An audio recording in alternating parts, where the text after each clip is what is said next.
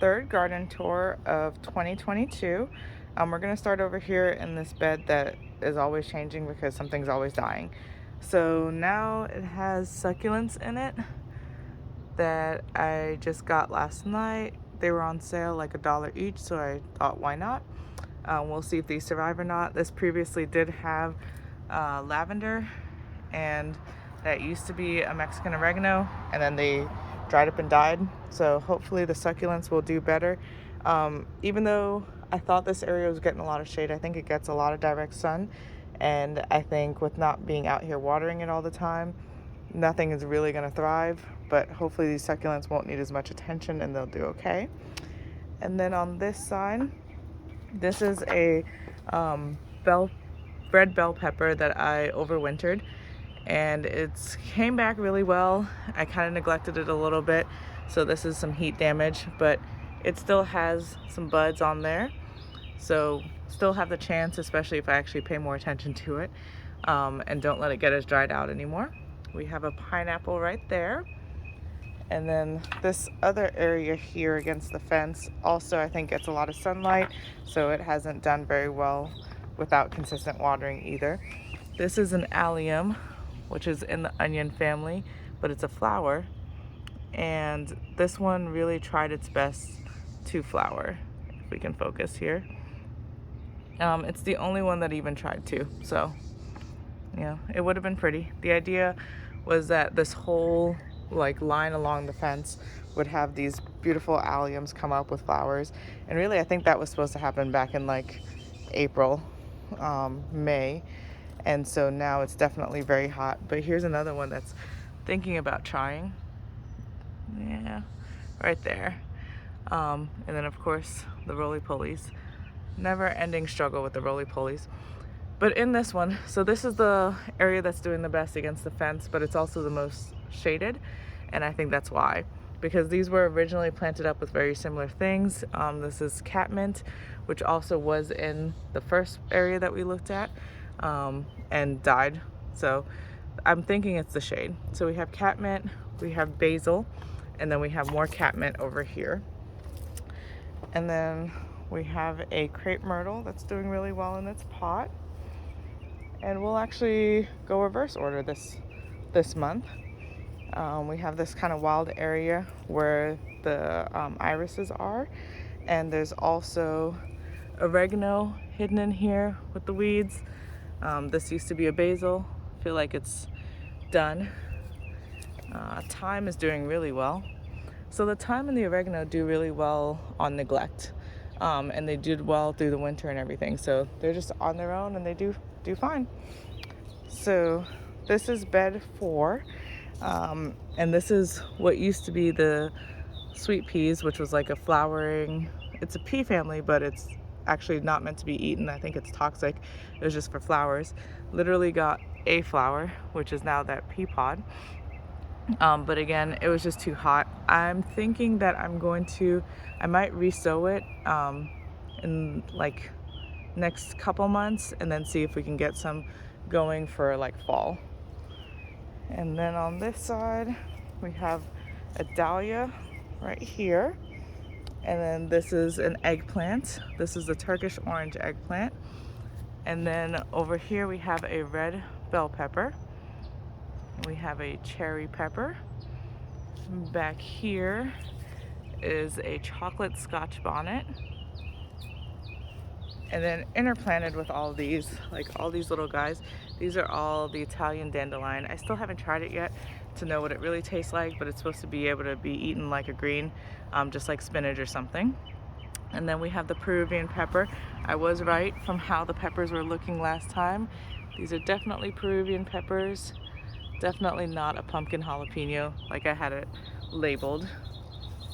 And then we have the shishito, which has recovered nicely. These peppers are all still under attack from roly-polies, but they're holding on. This whole set over here are dahlias. And then here we have another Scotch bonnet pepper. And this one, where is its label? Because I'm not sure what this one is. Maybe I didn't label it. That's probably a chocolate Scotch bonnet then, because I remember not labeling one. And then back there is a bird pepper. And that's it for this bed. All right, let's move over to, well, real quick, the wildflower area. Actually, I haven't ventured over to see the pomegranate in a little bit, so let's try and do that.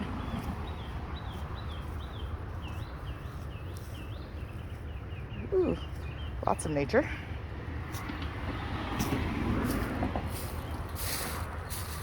All right, so this is the pomegranate, no more blooms, and it doesn't look like there's any fruit from those blooms that we saw last time. So I'm not too concerned because I just put it in last October, so I feel like it does need to take some time to kind of really get used to where it's at, and then hopefully produce something, but we'll just keep an eye on it. All right, and back over through the wildflower area, which most of the wildflowers that I've planted are pretty much going over now, but the weeds are still very much going, but they're pretty. So like these purples were here, they're not seeds that I put down, but they're pretty, so I'm going to leave them. All right, bed 3. So this is the most shaded bed, and here we have some Swiss chard. So we have Swiss chard here. This is a basil, more Swiss chard. The Swiss chard is doing really well, nice and big. This is a giant variety, so it should get nice and big. And then we also have some of that dandelion again. And then these are also where I put the peppers that I overwintered. So back here is a mystery pepper, the one that was labeled shishito, but definitely not a shishito. And it has a few peppers on there we need to pick. And then we have some, this is some marigold that's coming through.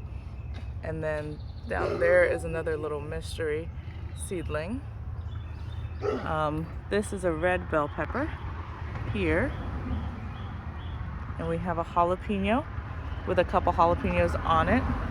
There's one, there's another one. And then this is the mini bell peppers, like the ones that you get at the store. Nothing yet, lots of flowers though, so hopefully soon. And we have our row of cosmos here, cosmos there, and one more back there. They're not looking great. I probably should have kept deadheading them more to keep more blooms going. We'll see. I mean, there are some buds on here that are coming in. And then we have basil, and the tomatoes. So this is a mix of the Russian variety and the peach variety, but they basically fell over, lots of wind. I've noticed that this is a very like windy spot. It gets like the initial wind from, I guess, southeast. It comes and just kind of swept everything over. I mean, you can see the cosmos are swept to the side, and so are the tomatoes. And so these are the big beefsteak tomatoes, so nothing on them yet, but they're doing pretty well actually for the heat. I was really worried with the heat. We're in 100 and plus. Like today's our cool day at just 96, but generally we've been at 100 plus for the last week or two, and it looks like it's just going to continue from here. So I was really worried about the tomatoes and how they would do in that weather. So they have flowers, they have buds, but no actual tomatoes being produced yet. And because these are the big beefsteak tomatoes, they take a bit longer than say a cherry tomato. So then bed 2. So this bed has a lot going on. This is actually my most successful bed because it gets a good amount of sun and a good amount of shade. And so we have scallion here, and with the scallion I also squeezed in like an extra Swiss chard I had. There's some tomatoes here. These are determinate tomatoes, so they don't get too big, but they also, I'm getting stuck on some scallion. They also ripen up pretty well. So here we have a ripe tomato right there. This is a Scotch bonnet, which is doing fantastic. I mean, just compare and contrast this one versus the ones that we just saw in bed 4. It looks amazing. Back there is also, if you dig, also a bell pepper. The purple bell pepper is hiding under there. Not sure why this one's not doing so well. like the Scotch bonnet. It might just be because the Scotch bonnet is overpowering it. Here we have another pepper plant with a little, not a little, huge grasshopper on it. So I'm gonna leave that one alone. And then right here, this is a chocolate Scotch bonnet, which is also doing fantastic, nice and big. Let's see if we can see the label of the one that the grasshopper is on. It is a, ooh, can't see in there. I think it's a Scotch bonnet though. All right, and then this one here is a red bell pepper. That over there in the corner is a pumpkin jalapeno. And then also through this whole area we have the watermelon, which is running through, making sure I don't see any more grasshoppers, through the middle right here, and also climbing this trellis. And then if we look back there, there's also a radish that's coming up. So if Mr. Grasshopper wasn't here, I would have been pulling up that radish right now. And then here we have another radish. This is a different type. This is a daikon radish because we can see it's white down there. We have some more tomatoes from some more indeterminate tomatoes that we have over here. And we have a shishito pepper right here. Just also lots of weeds. The weeds have gone crazy. Not really too worried about them though. Just kind of letting things do what they want to do at this point. I'm hoping that the roly-polies will eat the weeds more than eat the plants, even though that doesn't seem to be what's happening, because there's a roly-poly on my watermelon. And then this one here is also supposed to be a Peruvian pepper, so I'm hopeful that we'll get lots more Peruvian peppers there. And climbing here we have a bean, like a pole bean, so it's going to climb all the way up to the top. And the label for this one is buried under there. So I'm pretty sure, because the other bed has a rattlesnake, I'm pretty sure this is the noodle one that gets really long. The pods get to be about 3 feet or so they get super long. Then when we come on this side, we have our strawberries, which are doing fantastic. I don't think that there are any actual strawberries on them at the moment, but the plant is just doing really, really well. Even with roly-polies again. Lots of flowers. I mean, I picked a few strawberries. Oh, surprise, there's a really big one. And these strawberries are delicious, but of course, roly-poly. So he's got this one already. I'm still gonna pick it and get him away from it. Oh no, it's really soft. We're gonna leave that one. But I need to come check it more regularly. I didn't think they were really producing much anymore, but these strawberries are delicious. So we're gonna come make a note to come out and check those more often. And then bed 1. So this is why I said the rattlesnake one was over here. It's a rattlesnake bean. It's really trying hard, but it's not doing as well as I thought. So this bed gets the most amount of sun, but it also gets the most amount of water. So we have rattlesnake here and another one over there on that side. We have some sunflowers here, which aren't looking, this is not looking great. This one, also not looking great, but if you look closer, it's actually trying to produce a couple more sunflowers, so that's good news. Another sunflower there, which might be budding. And then this is probably the one looking the best. Lots and lots of mint also in here. And then the corn is starting to kind of stand up a little bit. Oop, another, whatchamacallit, grasshopper. But there's our corn. And then another corn. And I feel like I used to have 3 and now I only really see 2. So corn is probably not going to be great. I thought about reseeding it, still kind of thinking about it. It's just a matter of the heat and if it's really worth it. Here's a Scotch bonnet, which is not doing well. I just tied it up. It was basically laying over flat. I'm not sure what happened, if it was the roly-polies, because they did that to my one of the shishito peppers before, so I kind of suspect it was them. And then this one is a chocolate Scotch bonnet right here up front. Here is another pumpkin jalapeno, and it actually has some buds on it, so that's good. Over here is a serrano pepper, and we'll come this way real quick because we can look at all the roly-poly damage here that's happening on an eggplant. So these roly-polies, I don't even know what to do with them anymore. This is a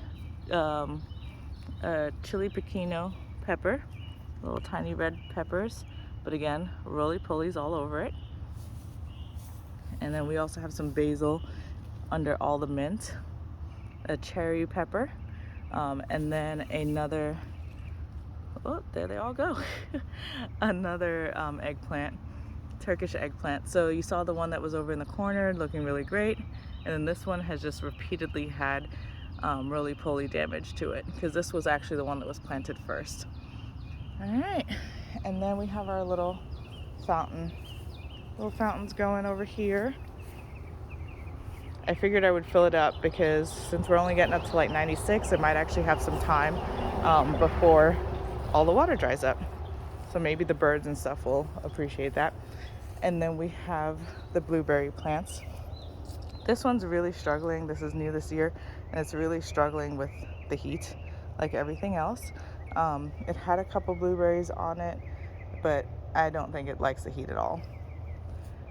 This is the one that used to be over there, and I thought it was dying, so I pulled it and decided to save it anyway, and it's actually doing really well. Has some new growth on it right there. And then this is the one that I planted last year and is just doing fantastic. It's producing blueberries. I picked a few of them. They were delicious, and lots of new growth as well. But it also gets the most shade. So I think it's just a matter, for 99% of this garden, it's just a matter of getting enough shade and not being stuck in the sun all the time, because these big planters hold a lot of water. So when we do get rain, and I mean it's right under the deck, so they get hit pretty hard, which is also why they're bent over. They get hit pretty hard, but then the planters hold a lot of that water, so I don't really have to worry about watering it if we're in the shade. But when we're in the sun, it's still not enough. And then over here on the deck, we have lots of plants that I need to work on planting out, or at least put them in bigger pots, which is what I think I'm gonna do now. And that is the third garden tour of 2022.